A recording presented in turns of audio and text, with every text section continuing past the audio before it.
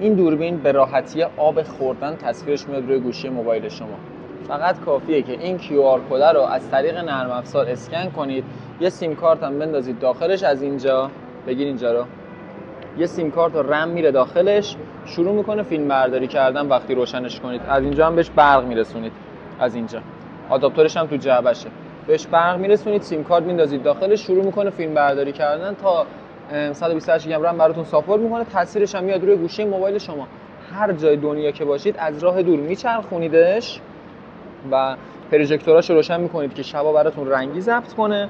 میتونید از اون سر دنیا با میکروفونش صحبت کنید، از این سر دنیا از اسپیکرش پخش بشه. خیلی چیز جذابیه. تعقیب سوژه هم داره، یعنی وقتی حرکت ببینه، چهره ببینه، دنبالش میکنه به صورت چپ و راست و بالا پایین که از تمام زاویه‌ها بتونه فیلم برداری کنه. کیفیت تصویر 3 مگاپیکسل واقعی، 3 مگ واقعی. خیلی از 5 مگای تو بازار تصویرشون از این بدتره. 3 مگ واقعی، شما اندازه لنز رو نگاه کن، 3 مگ واقعیه.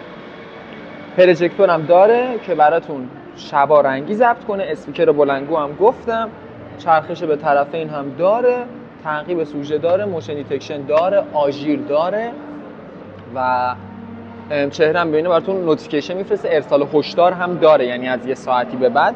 همه اینا رو داره. به راحتی پیچ و مهرش کنید روی دیوار، هر جا که میخواید یه سیم کارت بندازید داخلش که تصویرش بیاد روی گوشی موبایلتون رو از هر جای دنیا که هستید ببینید. اگه یه دوربین تک لنز لازم دارین برای خونتون، حیاتتون، محل کارتون، این به کاره، بدون سیم کشی و آداپتور و هارد و اینجور داستانا. مرسی.